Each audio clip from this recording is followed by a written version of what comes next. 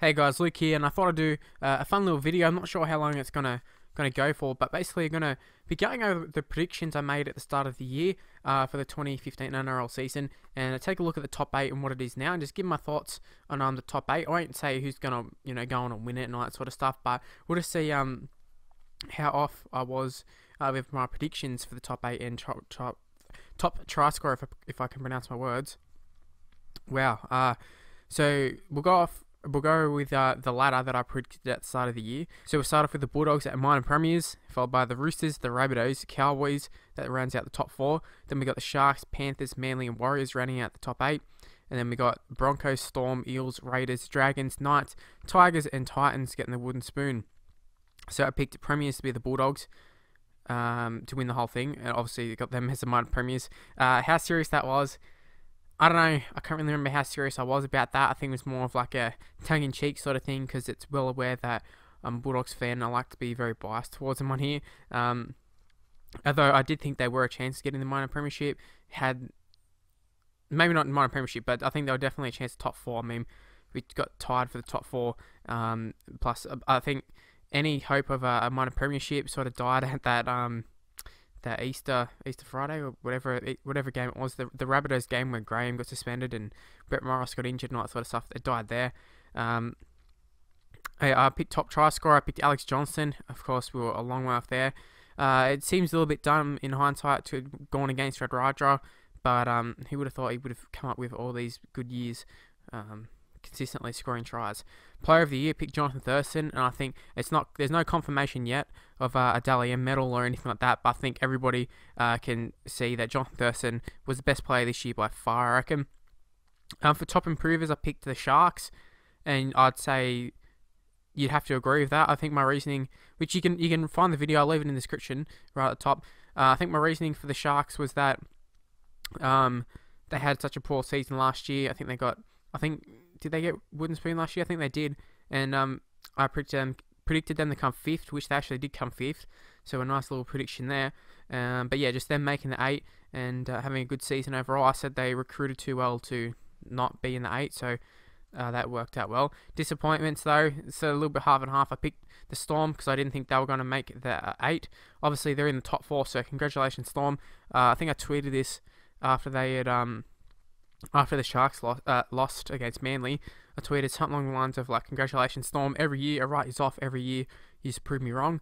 Not that obviously they're not going out to prove me wrong, but every year I feel like Storm are going to be a side that's going to drop, and they just never do it. They always make the 8.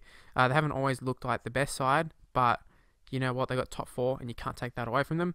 But I was pretty correct in the Panthers in terms of them being disappointments. The reasoning for it was a little bit different. I still had them making the 8. Obviously, it didn't happen. They nearly got the wooden spoon. But I didn't expect all the injuries. What I expected them to have was not win as many games. They had a harder draw this year, and high expectations. A lot of people were saying they were going to be in the top 4, win the premiership, minor premiership. A lot of weird predictions for them. I thought they were just way too high, and they were going to disappoint a lot of people, and they were going to come crashing down. And like I said, they kind of have, but it was more due to injuries rather than anything else. Looking at things like the wooden spoon, and Knights got the wooden spoon, but I said Titans, Tigers, Knights, and Dragons would be fighting for the wooden spoon. Obviously, Dragons made the 8, and they were pretty good this year. I mean, at one stage they were leading the comp. Are they the best side? No, but they're definitely a lot better than a wooden spoon fighting side. The Raiders were a team I said would not be competing for the wooden spoon. I suppose in the end they were, but I think a lot of people can agree that Raiders were a lot better side in their position. Their position says they lost a lot of games by 1 point, 2 points, golden point, all that sort of stuff. So unlucky for them. I did pick the Raiders to finish in 10th spot. They ended up finishing in 12th. Another one who I got wrong completely was the Broncos. I picked them to miss the 8 as well. I picked them in 9th, and the reasoning for that was I thought the halves wouldn't gel very well, and I thought all the players that they bought, I wasn't sure how they were going to gel together, and I thought maybe just be a little bit too much for them this year, and I just wasn't too hot on them. But you know, they've done very well, obviously coming second. Now, a lot of people actually did pick them to be right up there, minor premiers, second, all that sort of stuff, and I thought they were crazy at the start, but Obviously, I was wrong with this one, and I hold my hand up and say Broncos had a good year. It does help playing every Friday, having... They had a pretty good schedule, but, I mean, you have to win those games, and they went and did that, so credit to them. Just looking at my predictions as well. Manly, I had them in the 8th. Obviously, they were shit, but I did say that I thought it was either going to be them or the Storm that drops out of the 8, and obviously I got them wrong, but I was right that one of them was going to drop out of the 8 and all that. Warriors, had the Warriors in the 8, but I did talk about them being hot and cold, and it was the same for the Cowboys as well. I was talking about how every year we say Cowboys are going to make a run, and this is going to be their year, they're finally going to do it, and it's hard to guarantee that they're going to be in the top 4. I mean, you look at their roster every year and say they could make a top 4, and they just never seem to do it, but I did throw them in 4th spot, and not exactly where they finished, but, you know, they were in the top 4. But Warriors, I predicted them to be in the top 8, in 8th spot, I think it was, and it just didn't happen. Injuries, I mean, Johnson got injured, but they were already done for then. They were just crap the whole season, really. The biggest one I probably got wrong, obviously the Bulldogs, I had them in 1st, but I did say you can sort of swap all these teams out. They did finish up tied 4th, so top 4, whatever, sort of, not really, but they had a pretty good season overall. The Rabbitohs are ones that were the real disappointments this year. I think a lot of people had them as being genuine chances of being back-to-back, like almost like it was a sure thing. And yeah, right now they did make it into the 8. Obviously, they're in 7th spot, but it's not the spot that people thought they were going to be in at this point. They thought they'd be at least top 4. Another one was the Roosters. I wasn't sure just how good they were going to be this year. I thought they'd be up and about. I believe in the video I said they were going to come 2nd. I said I didn't know really why they were going to be 2nd. I didn't know how good they're actually going to be, but I knew they were going to be there and about at the top. Just where they came, I wasn't sure. Obviously, they've shitted in, to be honest, this year. That 3rd minor premiership in a row, and are looking like the favourites to take out the whole thing. And you know, smart money's on them, you would think.